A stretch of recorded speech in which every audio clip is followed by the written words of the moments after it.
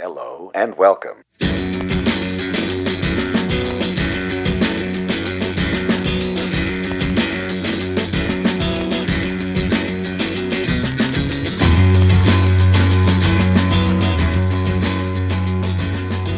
Talk about that. I know. Oh yeah, we're live again. Well, not live, but this is pre-taped, of course. Welcome to the podcast show. We have Paul Comeau with us today. Thank you, Paul, for coming on the show.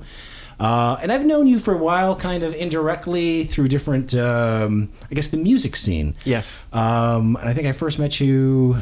I want to say it was the Parent band sort of yes, thing. that's precisely it. Right. And maybe let people know what that was about that may not know what the Parent band was. Well, the Parent band was a group of parents at a school called Gibbons Shaw in downtown Toronto. Right. And I have two kids, and they've started going there, I think, in, what would it have been? 2007. So I put two kids through Gibbons Shaw. Okay. And there's a lot of parents there that, Monique Berry, who That's right. you're longtimely associated with, she was one of the parents. And it was a fairly fantastic grouping of parents. Downtown Queen West, Toronto, a lot of actual professional musicians and stuff. Right. And so that's how you and I met. Mm-hmm. And I think we played on a few songs together I think we did, with yes. Monique. That's right. We played, and where was it was a couple different venues. One was the Cadillac Lounge, one was the Dakota. The first was the Dakota. The Right. first time they did it was the Dakota, but then they moved it to Cadillac, and it was always at Cadillac. At Cadillac, that's right. Right. Which was great. Great. And then there was another time of the year where the kids got to do performances at the Painted Lady, I believe it was. Yes, and that might have been after my kids were done. I remember hearing about the Painted Lady stuff. But. Right, because all the kids then got their turn. They'd pick a song or two from one of their favorite artists, and some wrote actually their own songs. Yeah. And then they had this professional band behind them. That's right. And there were some really talented kids there. Absolutely. Like Monique's daughter. That's right. Out there doing her thing already. Emma, that's right. Emma. She's fantastic. I've been following her releases and stuff online, and it's great. And we'd love to have you on the show, Emma, if you're watching at some point in the future. So you've been playing, I guess, music for a while, I've been reading, for the past 30 years? Well, basically, I grew up in a musical home, and my mom was a classically trained pianist. Okay. And my father's a maritimer, actually. Oh. Acadian. You were asking me about my name. Right, that's right. Prior to taping. Mm-hmm. It's an Acadian name. Okay. So most of those names that end EAU, those are all Acadian French names. Oh, I see. Okay. So my dad is from Nova Scotia, and he kind of grew up in that maritime kitchen culture. Break out the spoons and the guitars and whatever is available. Yeah. So he had a very good sensibility for that. And he actually was also trained on the piano. He told me very recently, I couldn't believe it, he's 87 going on 88 at the moment. Wow, okay. And I'm in the process of learning a Beethoven Sonata at the moment. Okay. And it's quite a challenging piece of work. And I was saying to my dad, talking to my dad about this piece, and he says, "Oh, I used to play that." And I was like, "Serious? Really?"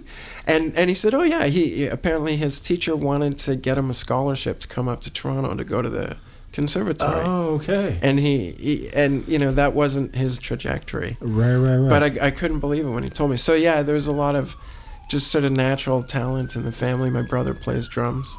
Oh, really? And okay. my so that's sister, the Toronto Sirens, of course. I'm not sure if that picked up on the mic, but so your brother plays drums. My brother's not now, not as much as he used, but he certainly had the natural talent. And he did the bands and stuff when we were teenagers. Right. And my sister was a fairly accomplished pianist as well. Okay, great. Yeah. So, but anyways, that's sort of like the prehistory of my music. Right. So I grew up in that situation. My parents used to send us piano lessons, and as a little kid, I was very resistant to it. I didn't want to go to piano lessons, and I would do things like arrive at the piano teacher house without my books. And my sister would have been just finishing her lesson as I was arriving, and I'd play dumb. And, I thought my sister had my books, And, of course, it was just my ploy to get out of lessons. So my parents eventually said, well, it's a waste of time and energy and money. Right. Stop sending the kid to lessons. But then when I was about 12 years old, I'm the baby of my family. Oh, okay. My older brother, Mark, gave me a copy of Beggar's Banquet by the Stones. Yeah. And it caught my ear, and within, very short sort of time frame, I started to want to play that music on the piano. And I played the grooves through on my Rolling Stones album as a kid. And, of course, it's all, boogie-woogie, sort of honky-tonk, rock and roll piano. So that's what I did. But then, am I being too long-winded? No. It's so funny to be on a talk show. It's like, talk about yourself. The show is all about you. I know my name is on the show, but it's all about. We're interested in what your life's about. Okay, well, yeah. I make an effort not to monologue too much in life in general. Nobody wants. You're allowed to do that here. Actually, we encourage it. We actually there encourage you go. Right. Well, I appreciate that. Anyway, so how old were you then? When I started getting into that stuff, 12. 12. It was my 12th birthday. Oh, 12. Okay, right. Yeah, because up until then I was listening to, not that it's a bad thing, but I was like into Kiss Destroyer and all that kind of stuff. Well, that's why I got the Ace Frehley Les Paul. That's right. I was also a big Kiss fan. I still am, actually. Yeah. And so actually when I first heard Beggar's Banquet, it's kind of like new to me. I at first I was like, I couldn't relate to it, but of course I matured and I started to get the picture. And then I went to Montreal to go to school, and I couldn't really bring a piano, so I started to get into guitar. Okay. And my dad played guitar, and I'd always screwed around with guitars. And so when I was in Montreal for a few years going to McGill. And I had a buddy there from D.C., a lot of American kids at McGill, and he had this really nice Rickenbacker. And at some point we made a trade where he wanted to learn a bit of piano, so I let him have my portable sort of gig piano that I had at the time, and we traded, and I took his Rickenbacker. So when I first got to Toronto in '91, 30 years ago, I really started getting into guitar. And that became my thing, and I played guitar for a long time. And I was working at the Squeeze Club. Do you remember the Squeeze Club? Where was it located? So the Squeeze Club was Queen West, on the south side of Queen. I can't remember the cross streets there, like right around, just west of Palmerston, west of Euclid. There used to, you know where the Toroni is? Yes. On Queen. Okay. Right directly across the street. Oh, really? Okay. It's a big sports bar now. Right. And it used to be called the Squeeze Club. Okay. And it was such a great scene. I've lived in Toronto for 30 years, but I've been coming here, for probably 40 years, I remember when I was a kid in Ottawa, the Who were playing a show at the old CNE grandstand. And it was like a big deal, and everybody bought tickets, these packaged, tours. You get a bus ticket, and you get the ticket to the show. And my best friend, his older brother, was already here going to U of T, so we stayed with him. We stayed for the weekend. But I was probably like 14 or 15. And, coming to Toronto was a pretty trippy experience. You're from up north. Yeah, we're actually both from Thunder Bay. Yeah, so the feeling of arriving in Toronto. Absolutely. It's like, wow, man, it's like this big deal. Yeah, especially if you're like driving in, because I think we would drive here like from Thunder Bay, which is like a 16-hour drive, and when you're coming down the 400, and then it's all like 10 lanes, and then it's all this craziness and chaos. Yeah, it still trips me out a little bit. Yeah, but there's always that comfort. Like whenever we travel somewhere else, if we're gone for an extended period, then we come back, there's always that sort of, I don't know, like feels like good we're back home in Toronto. Yeah. And this is kind of our home now, even though, like I said, we're both from Thunder Bay. But how long have you been here? That's a good question. I want to fact check me since 23 years. 23. There you go, yeah. So like since late 90s sort of thing. Yeah, I think 98 or something. Okay, right. That's why you wouldn't. The Squeeze Club was gone by then. It was gone. Okay, I see. There you go. It was a really cool scene. Okay. It was owned by brothers Marcus and Michael O'Hara. Oh, okay. And have you made the name connection yet? From the O'Haras, that From family? the O'Haras. Okay, right, The O'Haras. Right. So their sister Catherine is, of course, great big time, That's right. Schitt's Creek and all the other stuff. And SCTV. And then they have another sister, Mary Margaret O'Hara. Right. Who is sort of like a musician, sort of. That's right. She walks on silver clouds. Right. And so those guys owned that place, and it had grown out of a booze can scene. I hope statutes of limitations. I'm sure it doesn't matter. Sure it's all okay. It's all sort of like public knowledge a long time ago. But we'll say it was alleged. Yeah, but Marcus and Dan Aykroyd and all those guys were really good buddies, and that original SCTV gang.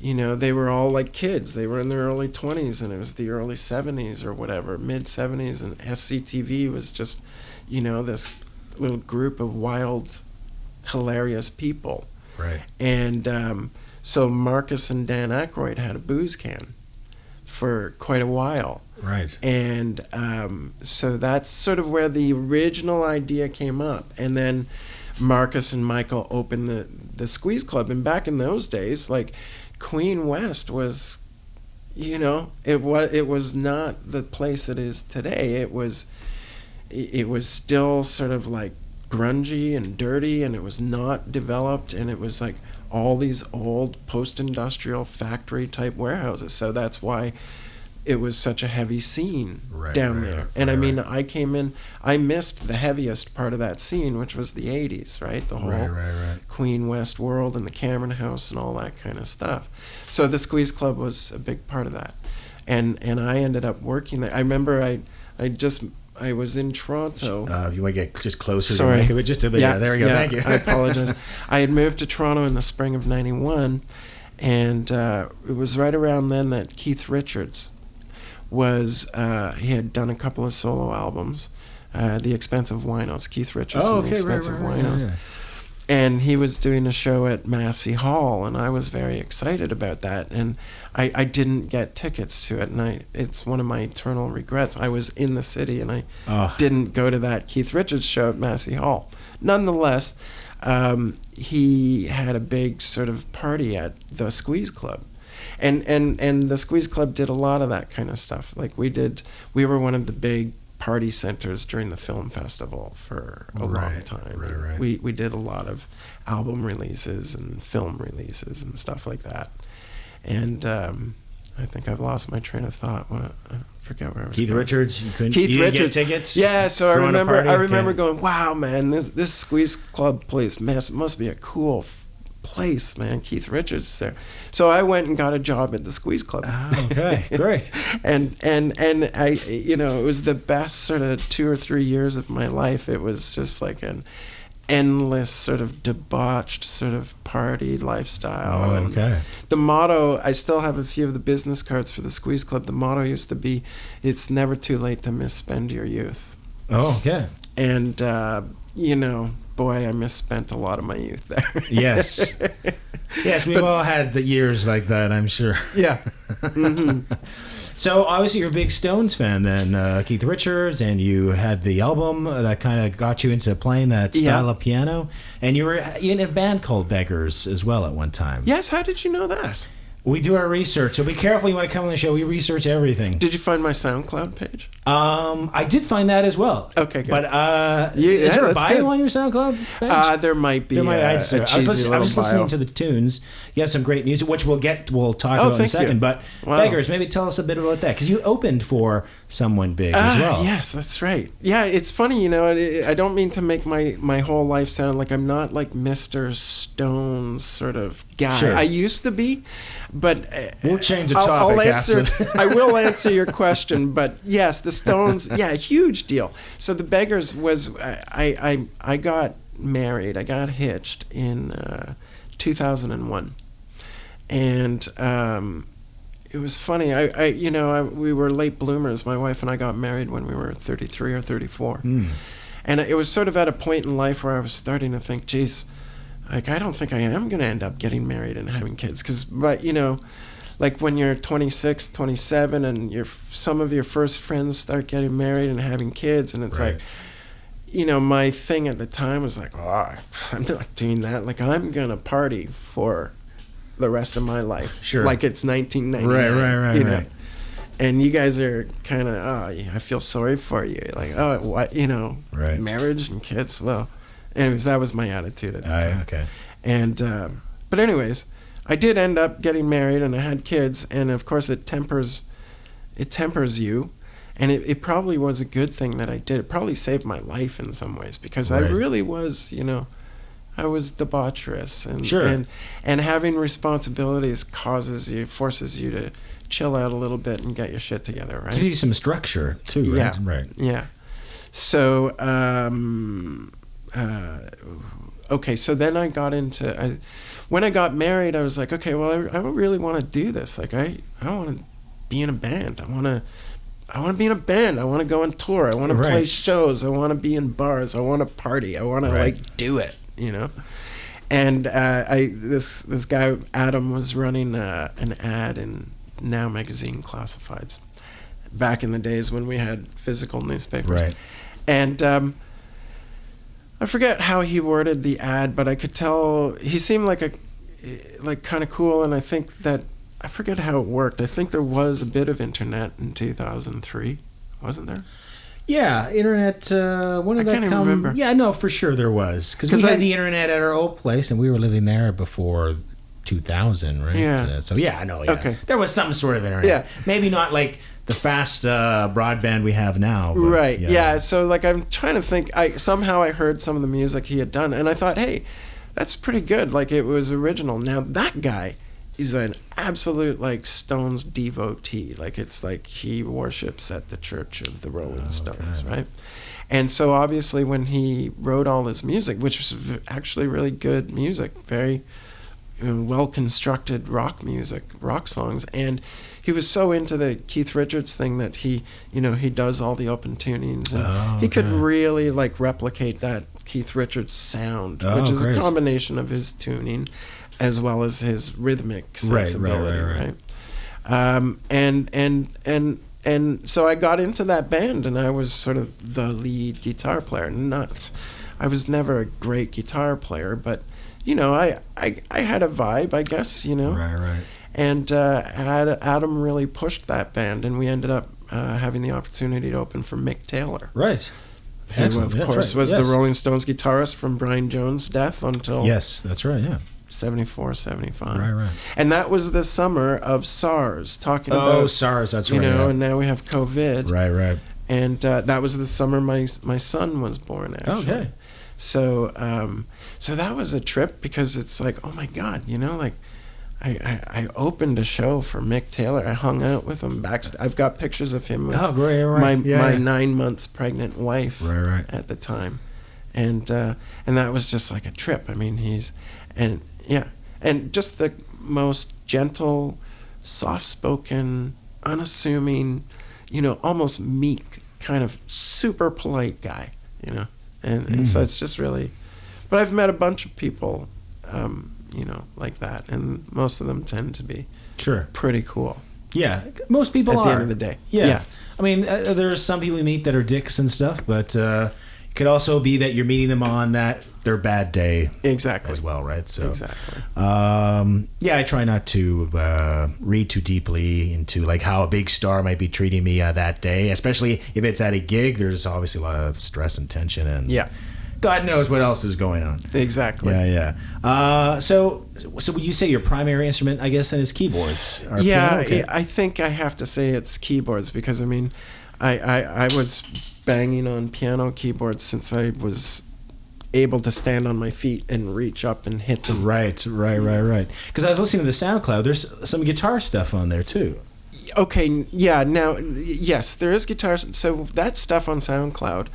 I mean, I love your setup, by the way.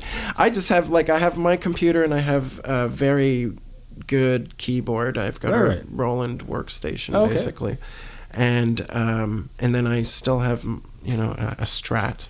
Right.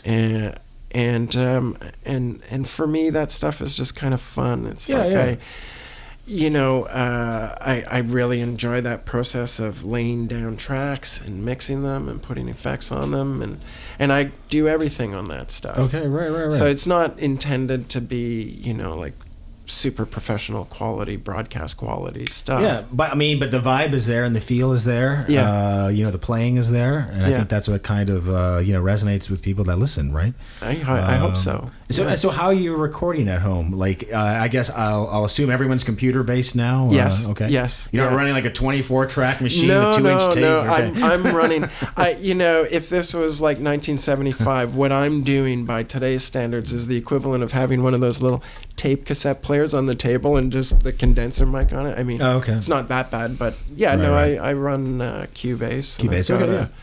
I've got a little 2-input thing, and I run my keyboard through that on a stereo feed, so everything's stereo. And then I've got a decent mic. Right. And I don't have like a sound booth, so I have this big piece of foam that I kind of make a circle around myself in the mic, just to get the proper vocals. That's right. Well, you got to do what you got to do, right? Yeah. Especially in Toronto, I think this has come up on the podcast. I think almost every show of being it. Very DIY here. You got to do what you got to do, make your own sound booth, do whatever you got to do to get the job done, right? Exactly. So with that said, since you've been playing music for the past, 30 years, how has the industry changed? Even more live shows, because we know things like streaming platforms now have basically killed CD sales and other product sales, except for maybe vinyl. Vinyl seems to be going up in sales, but there's other things that have changed. Well, I gotta tell you, I hate to say it, I don't know. I'm not. It's hard for me to talk about the industry per se, because at this point, it's a personal thing for me where I'm doing music. Obviously, for the last couple of years, there haven't been shows anyway. No, not for anyone. Yeah, that's right. And like I was saying in my bio, I've actually transitioned out of all of that, and that's right. I'm like, I'm a 9 to 5 guy. Like after 30 years of like slugging it out, right. I ended up finally getting a job as a writer for one of the big banks. I saw that in your bio as well. That's right. You don't want to plug which bank it is. You don't have to let us know. Well, I'm kind of thinking like whatever. It's one of there's 5 of them in Canada. Okay, it's a big bank. You can it's a big bank. Okay. Find my LinkedIn profile. You find it. Okay. It's just not that big a deal. Okay. But it is a kind of an interesting twist in my life because it still is creative. Okay. Right. And but I don't mean to go on so many tangents. It's okay. Wanted to talk about. Well, eventually, don't worry. I keep notes. Eventually, I make sure we come right back to where you. Don't worry. But the music industry, I know a lot of people who make a full-time living in the industry. Right. And honestly, like I would love to make a full-time living as a musician, but it really is hard. I also threw in my bio, I was the musical director of a musical. That's right. At the Alumni Theater. That's right. A couple of years ago. Rosemary Doyle, a friend of mine, and a very accomplished actor and director, and she was directing this big play, and I bumped into her at a party, and she said, "You want to be the musical director?" I was like, well, I don't know. I might be out of my league, She said, "No, you can do it." Mm-hmm. And sure enough, I dove in. I was in a period of a couple of years of transition of very unstable employment. And I thought, okay, well, I need to do something positive anyways, and this will be a challenge. I ended up having to write music for this play. It was like an hour and a half long.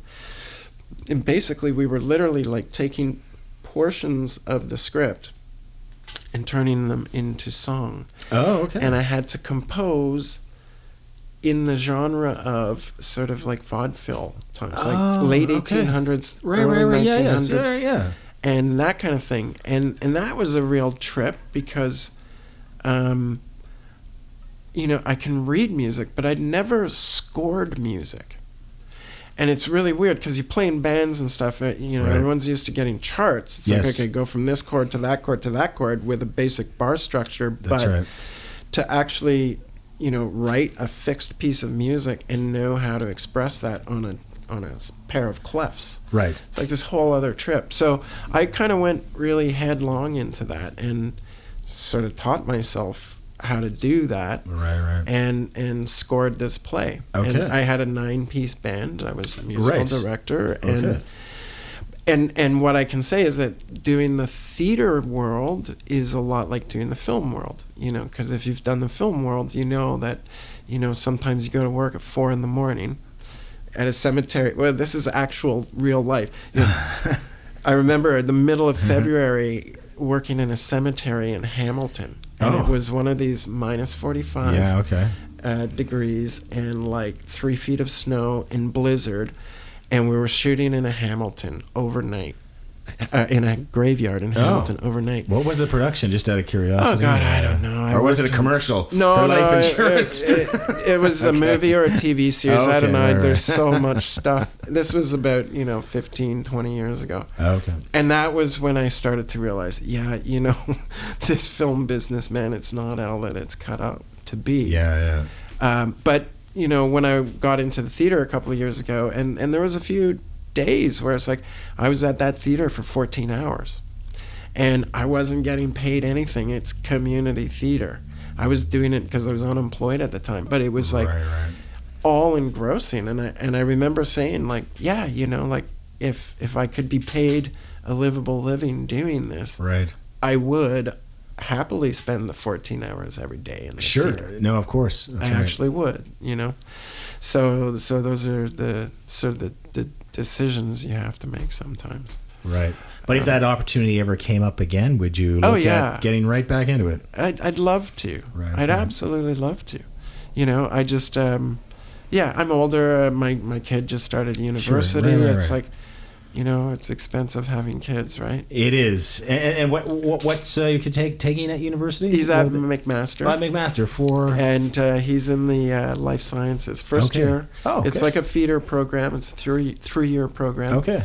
And I think a lot of kids use that as a jumping off spot for med school. Oh, I see. Okay, great. And various other things. So who knows? I mean, he's there. Okay. And then you have a younger one, too. That's I have a daughter, Sophia. Okay. Pablo and Sophia. Okay. Sophia's in grade 11. Grade 11. Yeah. And does she know what she wants to do?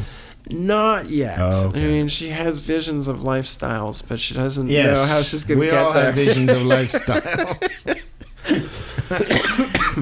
But I think that's the challenge with this generation growing up, because they have so much... visuals and influence that they see from Instagram and social media, and that's the life that they desire, posing on a yacht or whatever it is that they're doing. I absolutely agree. And I just was having this conversation with her the other night because she is on these they're like perpetual Zoom chats. I don't know how it works. I'm like an old guy. It's like, kids, how do you make that shit work? But I don't even have a cell phone, so... Yeah, anytime I walk into a room, it's like her phone is on and there's 8 squares and there's 8 talking heads. They're all her friends. And they're... Sounds like a game show. Yeah, it's sort of like that. And they're on the phone with each other all the time. Like at 3 o'clock in the morning, 4 o'clock in the morning, you walk it. And what I was saying to her was that, when I was a kid, as you guys remember, there was a phone and it was attached to the kitchen wall. That's right. And if you were really progressive, your parents got one of those 20-foot cords so you could take it into the living room. Yes. But, the phone would ring and it would be like, are you going to get it? No, you get it. And you couldn't not answer the phone. That's right. Because we didn't have voicemail either. That's right. That's exactly. If someone called and you didn't answer it, you'd be sitting there going, who the hell was that for the next week, right? That's right. Anyways, so... And sometimes you take the phone off the hook if you're having dinner and you didn't want to be... Take the phone off the hook. Interrupted, right. Yeah. And I said to her, like when we were kids, like, sure, like, it's such a vital part of, like, becoming a young adult is that adolescence. It's the kids are trying out. They're learning who they are and how to be and all that kind of stuff. And I said, of course, my friends were very important. I still have my best friends from those days. Right. But, once we finished hanging out and we got on a bus and we went home, when we went to our own homes, it's like we didn't see each other or talk to each other until 5 to 9 the next morning. That's right. At the front door of the school. That's right, yeah. And, you know, you could talk to them, but it was, you know, they called you from their kitchen and, you know. That's right. If you had a boyfriend or a girlfriend, it was, you know, like all, you know. And so what I said to her is that, like, it's, and especially with the COVID thing, I've cut her a lot of slack.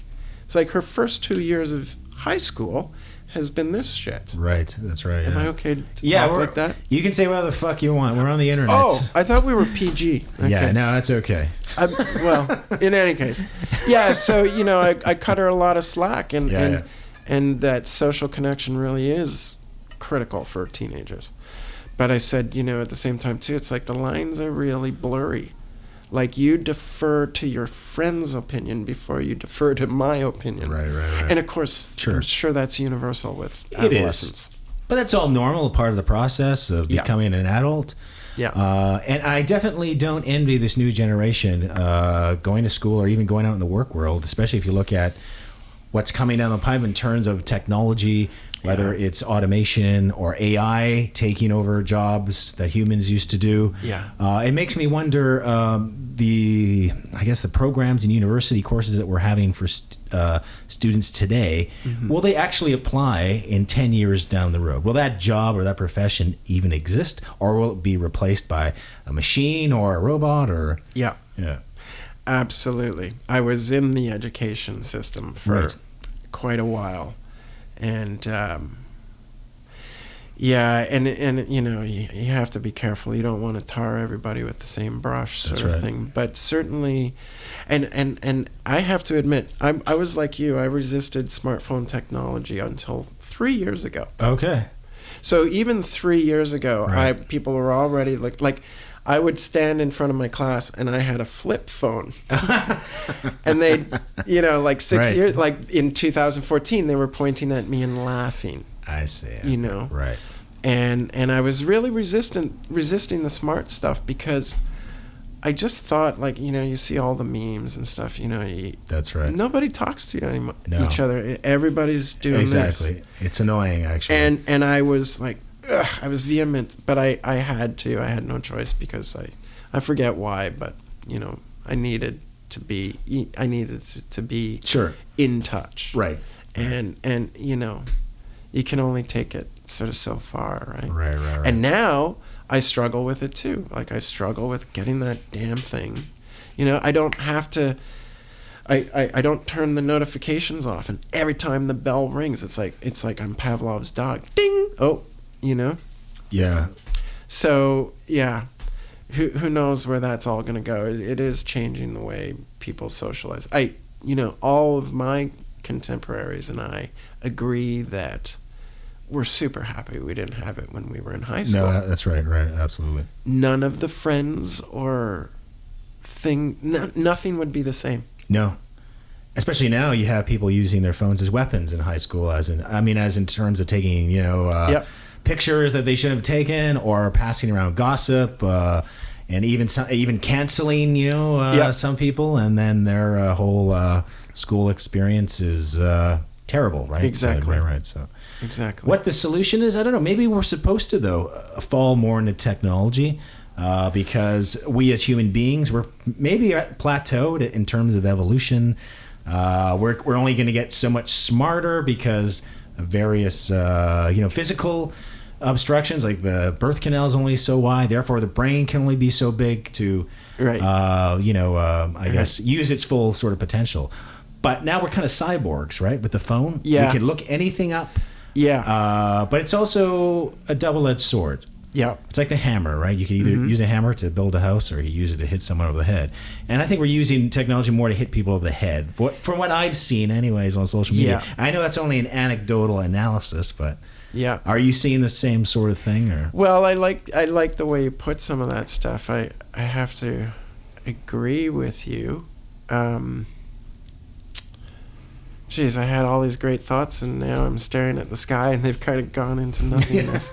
Because that could be the next step of our evolution, too. That was something I wanted to respond to. Like, interesting that you say, like, maybe we've plateaued on evolution. And it's funny, I was listening to a podcast with,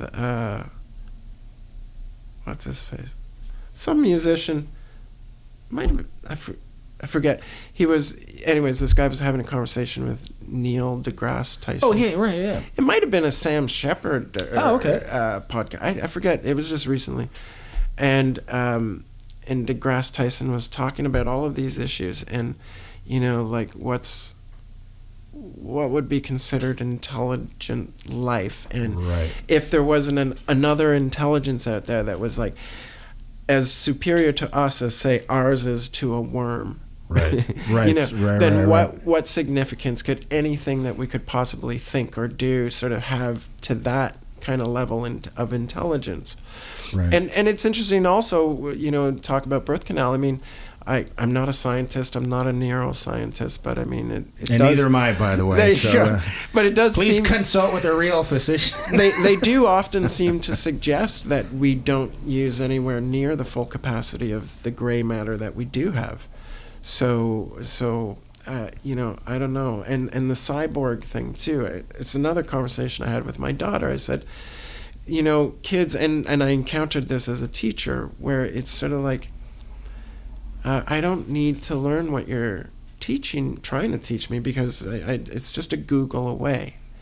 And it's like, that's really fine and great that you've got all the information, but if you don't understand the information, that's right. If you don't know how to interpret it, if your own brain matter doesn't actually do the functions necessary to manifest the thought, right? That's right. Then you don't know it.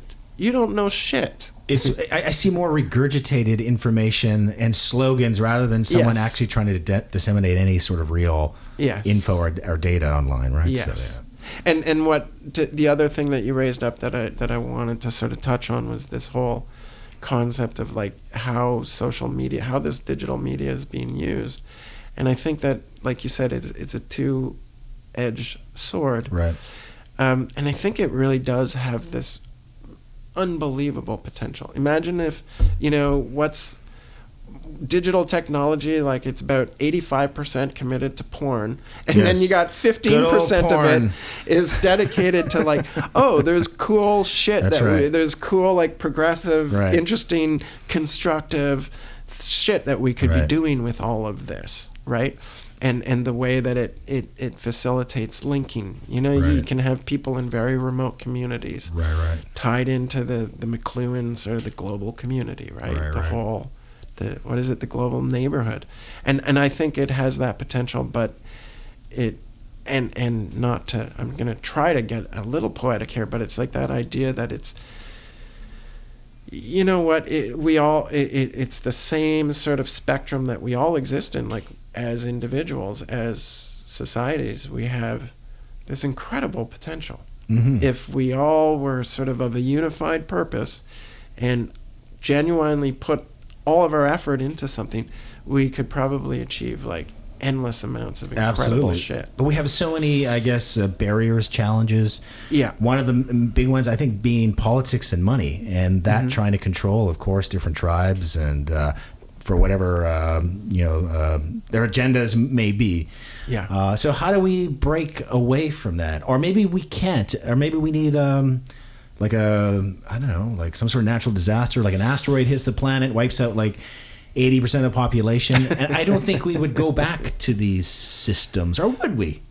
I don't think so. No. Okay. No, I think if you had like this catastrophic event, that like it would be pretty hard to reestablish all of the technology, I would imagine. I read an article. It would take like 1,000 years, because if everything was wiped out, there'd be no semiconductors, microchips. You have to build those things again from scratch. You'd have to build the factories. You'd have to build the supply chains. You have to go mine all the cadmium or whatever's in these things, right? So they said that would take, I think, 1,000 years, I read, to get back to where we are now with doesn't surprise me. Right? I mean, and then how would you share knowledge? You'd have to go back to sending letters, because if say there's no email, carrier pigeons. Sending letters assumes there's a postal service. That's Mark. true. That's true. Maybe Kevin Costner, like in that movie, he's the lone postman, I believe it's called. Let's get some live stuff. That's right. Or maybe that's kind of where we went wrong. Whereas we weren't supposed to use technology or abuse it how we are now. Maybe at some point we were supposed to communicate telepathically or join the universe in some other, metaphysical way. Yeah. I mean, I like that idea too. I mean, I think a lot about metaphysics because, we were talking before the show. That's right. We've all lost a parent very recently. Mm-hmm. It's hard not to contemplate the great beyond. For sure. And to reimagine the nature and the significance of finding ourselves in this place right now. That's right. So who knows? That's right.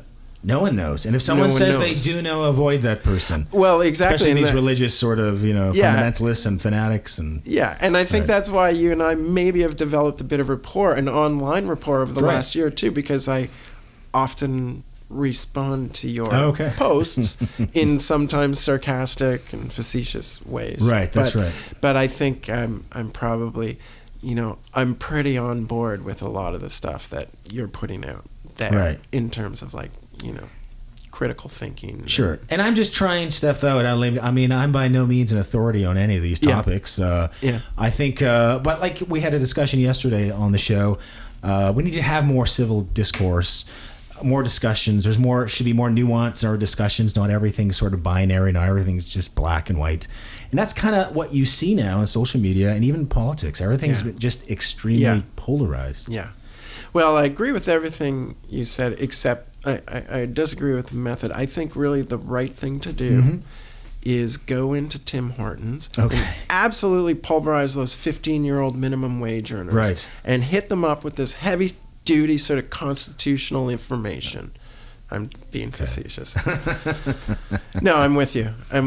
And I don't know what you do. And actually, I think I said it in a text to you before I came over. Something to the effect of like, geez, I'm not even sure I want to do this, because the second you say anything in a public forum, it's like you're guaranteed that at least 50% of the population is going to want to pounce on you. And that's part of the problem too. Maybe it's a communication problem, how people are responding to words and language. Because I notice the English language, I also speak Finnish fluently, and you speak another language as well. So in those languages, I find it's more precise, more even descriptive of trying to relay some sort of concept to someone else. But in the English language, I find it very messy. Okay. Because we have different terms and meanings and colloquialisms that may mean something else. Yes. And then we have people who are in their information silos, and they might see a certain word as being aggressive to them, or something that they just don't, aren't down with, we'll say. Right. Yeah. Right. So you're right. I guess you have to say you have to be careful. How you parse your words. Yeah. And I've often said that online when someone will respond to some sort of comment I make, is that I don't think we should be at that stage of society where we have to parse our words like a lawyer. We should just be able to exchange ideas. Yeah. With the notion that each person is trying to put their best foot forward and not the opposite. Yeah, I'm with you in principle. It's a mighty tall order, though, isn't it? It is. Right? It is. That's right. That's why. I know what the solution is. Give everyone psychedelic drugs, or I think you have to reach everyone though on their own terms and. Absolutely. Yeah. You have to meet them where they are, but, at the same time, too, I think everybody has a fundamental responsibility to, pick up their game. But it's so hard, even saying a statement like that. It's very judgmental. It's a very judgmental, sort of self-righteous thing to say. It's sort of like, well, you guys, you guys don't know anything about civil discourse. And it's... I don't know. I think the truth of the matter is that many people, as we've been saying, don't know anything about civil discourse. No. I mean, I might have been at a bar with 6 people, drinking beer on a patio 20 years ago. Right. And we could get into a big argument about politics. And you're full of shit, you crazy conservative bastard. Yeah. But now it's all online. That's right. And it's like, and now you're getting like, 500 people arrived at the house of some guy who put out a stupid tweet. That's right. And now they're like, the mob is there. And they've trashed his entire life. It's there. It's in digital history forever. That's right. And it's just like this zero-sum game. That's right. So there's very little in between, There is. But again, I think that population that's on Twitter and stuff, I think that's a very small percentage of the population that actually are part of this craziness. Whereas the average person you meet on the street, I don't think shares those same sort of views, or at least I hope not. I hope not too. But I mean, I try to get my head around that kind of stuff when south of the border, and these people are saying January 6th was just like a couple of tourists. No, I know. It's crazy. At the White House, and you've got a lot of people who have drunk some very serious Kool-Aid, right? And I'm just on an interpersonal level, I'm not the kind of person who enjoys confrontation. I don't seek confrontation. Right. But I do know some people who are like, they're very hardcore into the anti-vax scamdemic thing. Right.